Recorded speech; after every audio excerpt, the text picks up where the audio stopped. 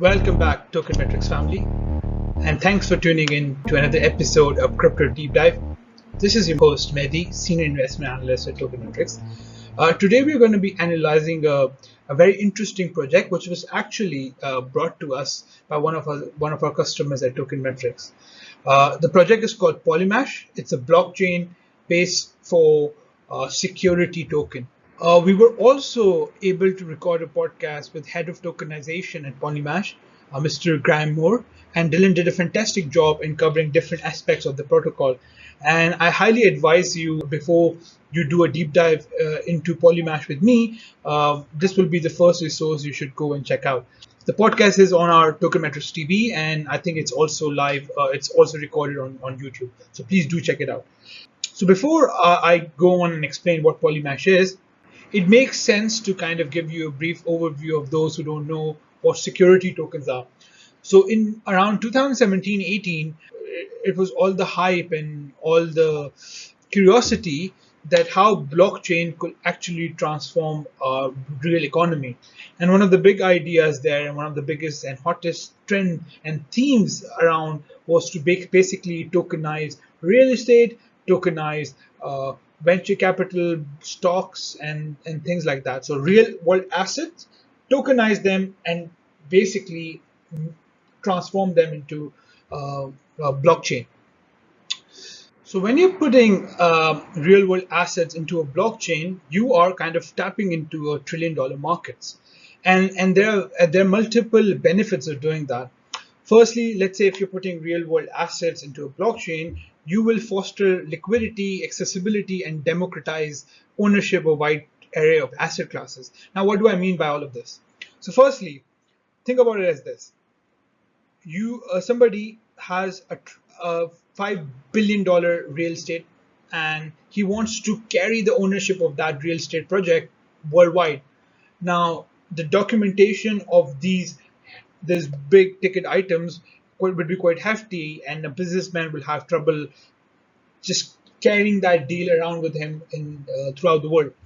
Now, what tokenization of that assets mean that person, that investor, can carry that asset and basically travel around the world with that asset in his wallet or in her wallet. Not only that, since we have tokenized the real estate assets, we can divide them into units and divide them into sub-tokens. And those tokens can be sold to somebody who cannot afford to buy the whole real estate. So this will also give more liquidity and accessibility to that project, where let's say if an investor wants to sell a project, he wouldn't have issue regarding liquidity, that there will be only one person rich enough to buy it. He can divide that real estate project into 1,000 pieces, 2,000 tokens, maybe billion tokens. And basically because of that, it kind of increases the democracy in terms of ownership of different areas of asset classes, which retail and which slightly less sophisticated investors had access to. So we're talking about fractional ownership in private companies, in real estate, VC and PE funds, private equity funds, or even exotic assets like paintings, classic cars, wine, and things like that. So somebody who wants to diversify his portfolio and have access to a illiquid private market, thanks to blockchain, could do that. And that only happens when you have tokenized these assets and made it into a security token. Apart from tokenizing assets, there are other applications that can also pop up, right? So let's say if you have tokenized private market shares or even public market shares, you can automate dividend payments. You can also have proxy voting done automatically via smart contract. You can also have KYC and AML baked into a token, so exchanges do not have to worry about that who bought the token, who bought the equity, or who sold the equity, and things like that. Not only that, crypto is traded 24/7. Then theoretically, you can also have access to this market 24/7, and then the equity and the assets we have, they are programmable, so stacks can be built on top of them. Let's say we have seen in DeFi where lending and borrowing can happen, and other beautiful applications can build because these tokens will be held by a smart contract, and that smart contract is programmable. So different applications can emerge which we're not even aware of at the moment. So it's definitely a multi-trillion-dollar theme, and it's not just a multi-dollar theme in terms of the accessibility of these assets, but it's also a multi-dollar theme in terms of future and outlook it brings in terms of different application. So this is where Polymash comes in, right? So what Polymash is trying to do is trying to create a security-based specialized blockchain. So Polymash has been there in the industry for past few years. They actually had a project called Polymath, which was trying to do the same thing on Ethereum in 2018-19. But then that project didn't tick off because what they discovered was that for securitization of assets, you need a specialized blockchain. So what do they mean by specialized blockchain? There are multiple reasons why you will require a specialized blockchain, right, for securities. Firstly, you need to have this concept of identity, right? For example, KYC and anti-money laundering checks at the base layer. So Ethereum at the moment, the gas fees are so high, and it's a simple platform that at a base layer you cannot do KYC, AML of different wallets or different users who kind of join the network. So they want to kind of use this principle and create a blockchain called Polymash, which will have this concept of identity at a very base layer. Also, you also have novel issues, right? So in Ethereum, anybody can do airdrops. Let's say I can send, if I know Vitalik's wallet, I can send him some tokens. Most likely he'll donate it to charity, but Ethereum and some of the blockchain currently in the industry has airdrop mechanism. But but if you think about it, if we are trying to deal with security and these securities are regulated and requires compliance, let's say if somebody is in North Korea and sends an airdrop to a bank who owns some of the security tokens, or their wallet is is online, what happens then is then you have a regulatory consequence for that bank or for that customer. So you actually want no airdrop mechanism or anti-airdrop mechanism built into the blockchain. So this is a very interesting and very useful part which specialized blockchain for security need. Apart from that, you need other things as well. Like for instance, instant settlement. You can't have 5 second, 10 second delay, or maybe in some cases, if the gas fees are high and the network is congested in, let's say, Ethereum, it can take hours. So you want instant settlement, and you want a guarantee that the settlement will be finalized rather than it being a probabilistic settlement depending on the miners, which at the moment is the issue. Another thing is there is no. They also want to create a blockchain, since what they're envisioning is like billions and trillions of dollars might encompass on that blockchain. So you don't want any kind of front running. So for example, front running could be in the case, let's say one private company front runs another private company in terms of issuance of a real of a of the company shares, and because of that, the first mover actually loses out, since the market already has another company shares issued. So you want everything to be fair and square, and you don't require front running, especially when it comes to trillion dollars of asset, which the team at Polymash thought was very possible in Ethereum, and it is. It's a MVB, minor extractable value, is a big issue. So that is one of the reasons why they required a specialized blockchain, and this is why they're creating this. Then you also have risk of forks and on-chain governance. So let's say if there was a change in the KYC process or AML process, you need a blockchain that upgrades quickly, and the on-chain governance kind of updates that on the base layer. But in case of Ethereum, it's a fit-in-all kind of a blockchain, where this blockchain is created to kind of fulfill all missions and purposes. So that is not possible. And in order to kind of do that at current stage, you need to create an Ethereum fork.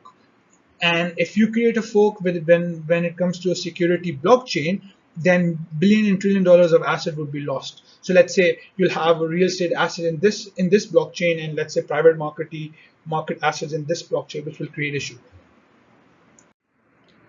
Uh, Apart from that, there are also certain issues with Ethereum in regards to the blockchain architecture. You need a blockchain architecture that kind of accommodates changes in regulation and business requirement. So you require a specialized blockchain for that purpose as well. You also need to have compliance. For example, in a particular company, there's a compliance that you can only issue shares to Indian citizens, for example, and those citizens, and the cap of the investors. Let's say over here, I've given an example. The capped investors are 1,000, and each can hold no more than 10% of the assets. Now, having this kind of a logic built into the base layer, not on a smart contract but on a base layer, is very complicated for a blockchain like Ethereum. Whilst when you have a specialized blockchain, you can have these kinds of logic and compliance and easy to update architecture on the base layer. Apart from that, in Ethereum, you have permissionless validators, where validators can come from anywhere.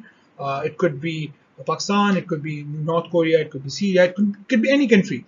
But there are certain regulations in terms of AML and KYC, and in terms of banking regulations, where some of the countries might be banned at FATF in terms of anti-money laundering regulations.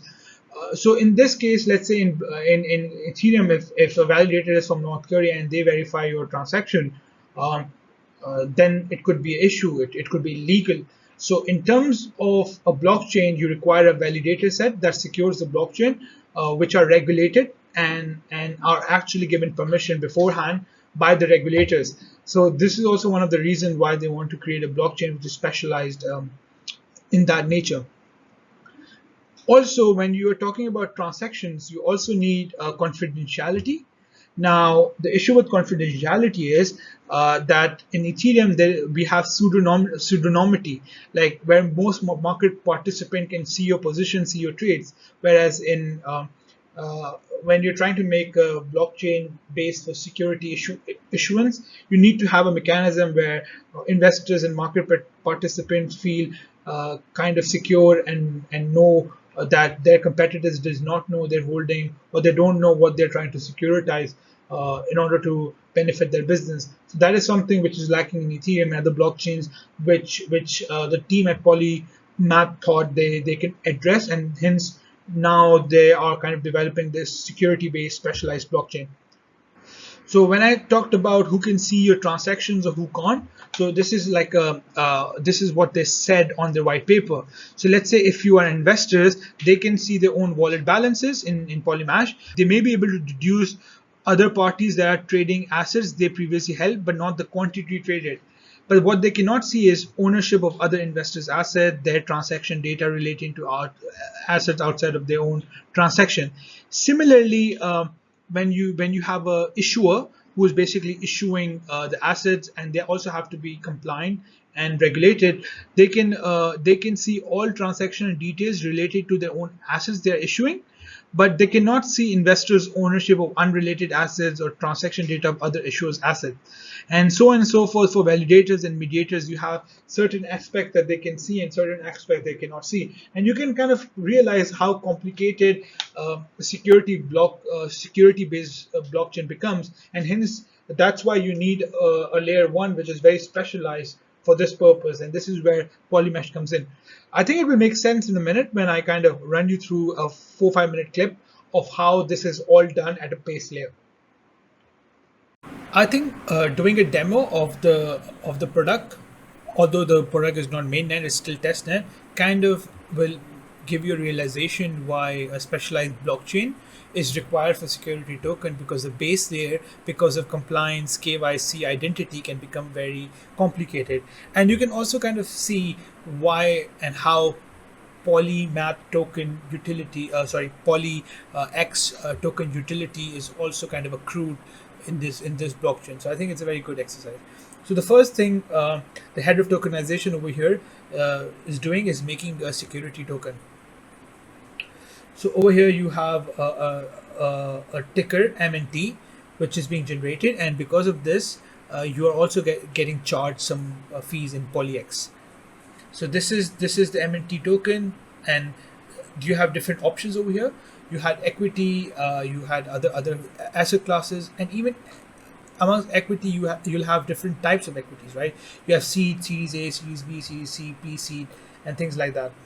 And you also have an option to make it divisible or indivisible, like let's say one token or basically multiple tokens. And when you kind of configure that, you are also being charged poly-access fees.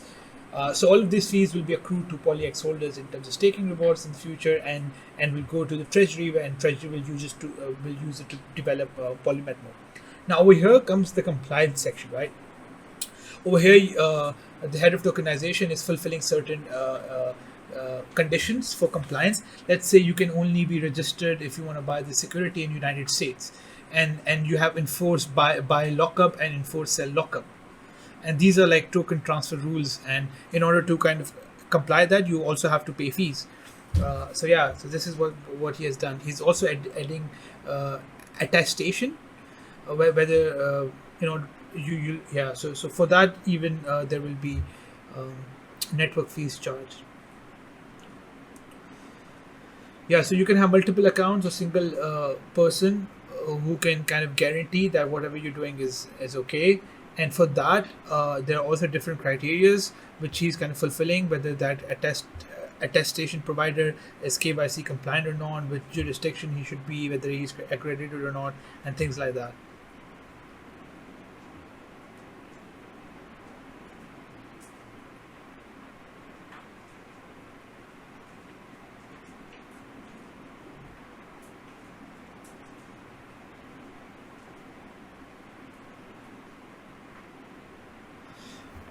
Now comes the distribution.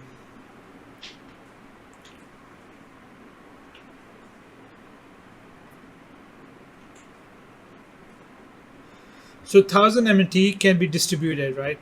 And now you can decide whether how much tokens will be distributed to different people, single account, multiple account, how much tokens needs to be distributed, and and to do that, you're also gonna be charged a fee.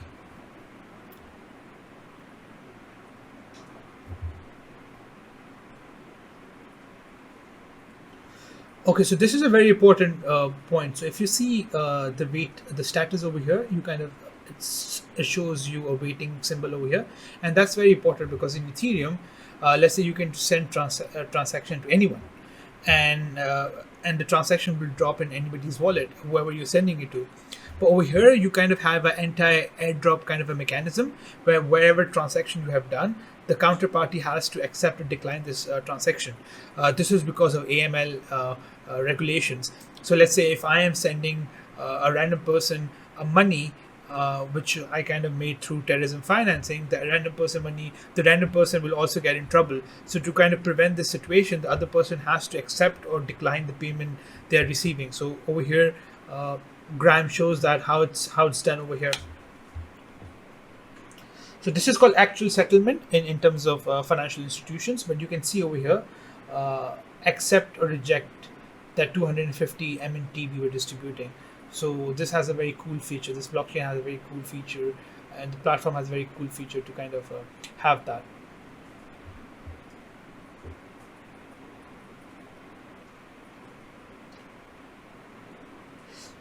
So hypothetically, we're accepting the transaction, and now we also have to pay for fees, right?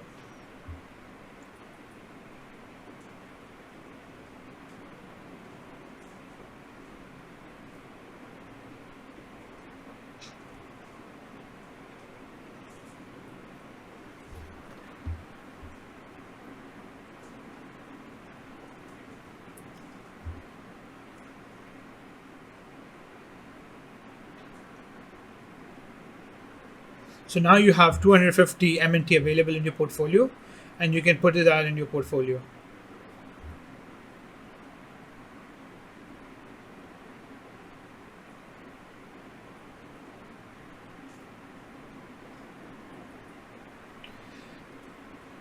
Now, the portfolio you have, you can kind of assign a custodian or broker dealer for that portfolio, and basically just earn dividends and things like that. Or you can assign a broker dealer and kind of try to sell it off to somebody else as well.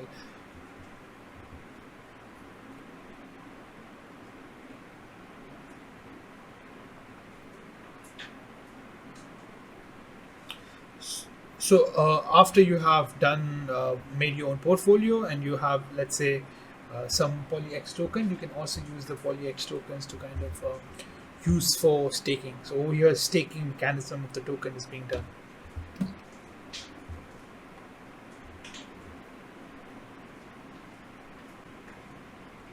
These are different operators that operate for staking.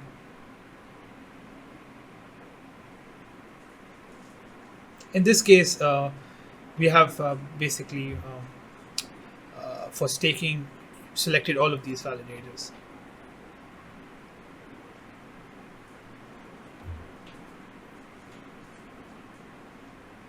Yeah, so you kind of get the picture of how compliance, KYC, identity, and so on and so forth at the base layer of a blockchain is very important, and Polymesh kind of addresses that use case. So at the moment, market feels that only 0.12% of Ethereum market share would Polymesh capture. So based on that, you'll have a price of around 0.69, which is the current price. Now, my hypothesis is if the theme takes off, Polymesh can capture 0.5 to 1% of the whole Ethereum's ecosystem. Although it's not an apple-to-apple comparison, but since Polymesh is a blockchain and Ethereum is a blockchain, so layer one, just like Polymesh, kind of market sizing exercise is warranted. And based on this exercise, if this narrative picks up, you can see between 3x to 7x returns, just so because Polymatch is a blockchain that kind of facilitates this securitization. Now, if you look at the market sizing in terms of total crypto market cap, the market cap of whole crypto, at the moment we are sitting around 3 trillion. But let's say in 1 year's time, 6 months' time, between 3 to 3.5 trillion is the total market cap of the total crypto. And Polymesh within 1 year picks off, the theme picks off. It could even make sense rather than capturing 0.5%, 1% of Ethereum's market share, we could see Polymesh becoming the go-to blockchain for security assets. And based on that, if it captures 0.5 to 1% market share of the total crypto dominance, then you have a then you have a price target of 15 to 35. So that's more than 100x return for your token. Similarly, the potential is big, but again, contingent of the theme, the securitization, the tokenization theme picking up. So if we kind of believe that the global illiquid asset market is between 90 to 95 trillion, in fact, it's actually more if you consider derivatives. But if you consider global equity, global VC, global private equity, and some collectibles, you can kind of see like 90 to 195 trillion dollar market cap for global illiquid assets. So let's say if it just captures 0.2% of all of these, because PolyX is going to be charging gas fees and transaction fees and becomes the go-to platform for these global illiquid assets, we are seeing more than 100x return, like maybe 100x to 300x returns in PolyX. And so there is also potential there. Now let's just talk about tokenomics, the token utility. As we saw in the earlier video, you can use it for transaction fees. So you do pay gas fees for all the transactions you're doing on the network, and that fees is basically getting split into 5 parts. The four part of that fees goes to network treasury, and treasury uses it to kind of facilitate the development at this stage for the whole blockchain. And the 1 part, the 1 to 20% goes to the block creating node operator. So if you're staking, you kind of earn that transaction fees. Then you also have protocol fees, and some of that protocol fee goes to node operator, and some of that fees goes to the treasury. So we saw that, let's say when you're reserving a token ticker, when you're assigning a KYC provider, when you're using it for attestation, you have to pay protocol some fees. And going forward, in this permission blockchain, if they have their own KYC providers and their own issuers, then these issuers will charge protocol fees, and this protocol fees will be accrued to PolyX token. So in terms of token utility, you have multiple use cases kind of emerging through. Then you can also kind of see the developers who basically answer or let's say there are some changes in the KYC or identity or compliance stuff, and you want a developer solution for that. So what PolyX is also doing is that from the treasury, they will pay them if they can find answers for that. So you can kind of see a circular economy developing where it's self-sustaining and it's an economy of its own, which is great. So in terms of the demand and the utility of token, I'm very happy. It's very similar to any layer one, and the fact that it's very novel in terms of securities and different assets, I actually quite like it. Now, when it comes to the token supply, this is where some of the issues lie. Firstly, you have 1 billion PolyX. Now, this PolyX at the moment, since they are now transitioning from Ethereum to their own blockchain, you previously had Poly, and now investors will be transitioning to PolyX. Now, PolyX, since it's a blockchain, will also have emissions to facilitate network security, and these rewards will go to validators. And so, if less than 70% of PolyX is staked, the inflation of this token supply could go as high as 14%, and this reward will go to the node operator. So this is one good thing that node validator has incentive to kind of secure the network, but then as a token issuer, you have a very high inflation rate. Typically, high inflation rate also means higher velocity of tokens within the economy. Token exchange hands more frequently, so which is not good.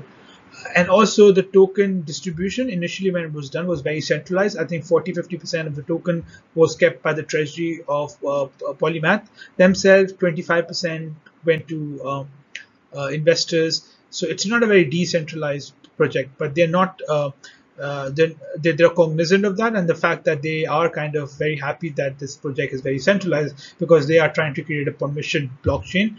And when you're investing in this project, you're investing not in the decentralization aspect of this protocol, but like more so that they provide solutions and technology to kind of tokenize different assets in the world. Now, there's some risk. We saw that it has 100x potential, but then obviously you have certain risk. There's no free lunches in this world. So there was a lot of sales of token that took place of Poly prior to the existence of the token utility. So going forward in terms of regulation, they could be classified as a security.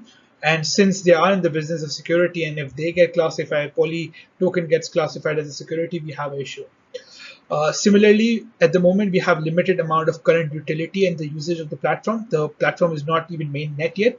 So this kind of makes us believe that it is a very thematic theme, and the security tokens get reignited, that theme picks up, then this can do really well. But if that theme doesn't pick up for next few years, then basically the token price will not go far ahead. Also, regulators have kept us in the gray area for tokenization of assets. I don't think tokenization of assets is legal. I think what regulators want is that form over function. They don't want form over function. They want function over form. So if these tokenized assets kind of behave in a regulated manner, I'm very, very optimistic that regulators will be okay with the tokenization of different illiquid assets. And I actually have a quotation from the head of tokenization from Polymesh on what they believe the regulators will behave going forward. There's also risk that the network adoption might be limited and only enterprise related, because it's a permission blockchain. Not everybody can become a validator, and even if general public buys the token, they can only nominate these validators. So at the end of the day, JP Morgan and all these banks and all these regulated custodians will be part of the network, and so kind of reduces the network effect in terms of adoption. Also, at the moment, you can make your own security tokens, but there is no peer-to-peer exchange or trading that can be done on Polymesh. It's not a marketplace. So for me, this is a big risk. So in terms of the flywheel effect, they're just solving 50% of the problem. If these securities cannot be traded and there is no liquidity for that, then I see a big problem that this is just like a platform. It's not a blockchain technology, because what we saw with DeFi was that DeFi was built on top of Ethereum, and Ethereum was just acting as a security layer, and these projects kind of did things on their own and took a life of their own, and then we had lending, borrowing, trading. But at the moment, uh, the, the team wants to just focus on this platform, and they do not have any plans to launch their own trading platform. I think it's because they also want to make sure they're very compliant and things like that. So what I can see is Polymesh might not have a marketplace in the future, but they might partner up with some of the market places like uh, T0, T1, and so on and so forth. No, this was one of the questions I asked the head of tokenization. So his answer was, my question was, are security token legal? And his answer was yes. We have already seen plenty that have received regulatory approval in various jurisdictions around the world. Regulators generally care about function over form. Doesn't matter if your security is a token, a piece of paper in a filing cabinet, on the NASDAQ, written on a napkin. Can the issuer satisfy the regulatory requirement? That is what regulators care about. And with security tokens, it is easier than ever to satisfy regulatory requirements because the securities themselves are programmable. So if you're thinking there is some gray area in terms of regulations and securities, this is what the head of tokenization and Polymesh had to say. Now, in terms of TA, there is also a very interesting pattern forming. If you kind of see, there's a reverse head and shoulder pattern forming, and if there's a clear breakout from the neckline, which is around 0.7273 over here, if there's a clear breakout, then the next resistance is 0.95. So you can play two things. You can either go for the trend. By the way, this is an 8 hours chart, so you can kind of wait for it to come back on the trend line. The trend line will maybe make it okay. Maybe it comes to 0.6, around 0.6, and then kind of enter a position, or start building a position, or you can kind of do a breakout from here. Also, if you feel that the theme might not pick up, you can always buy it in slightly higher price, because in terms of the opportunity we have, we're still very early. So rather than just buying at 0.7 now, you can perhaps wait and see a breakout at the resistance of 0.95. So if it breaks that resistance, basically market is telling you that this theme has picked up, or market has started to realize the potential of Polymesh, and then only you can enter, because we are talking about more than 10x potential here. So even if you buy the token at a slightly higher price, you won't be at a big disadvantage, in my opinion. So my verdict, I think it's undervalued, but market timing is key. Uh, I've spoken to our blockchain developers. They think the technology is solid. The GitHub repository has good commits. It's documented well. Team actually knows what they're doing, and team is also high class. The CTO, I heard him on the podcast and looked into his LinkedIn profile. He understands the blockchain technology, understands different ecosystem as well, and he is also well educated. So I'm very sure that the team has the capacity to execute and deliver the goods. Since the technology is built on substrate framework, you also have the optionality of interoperability with Polkadot.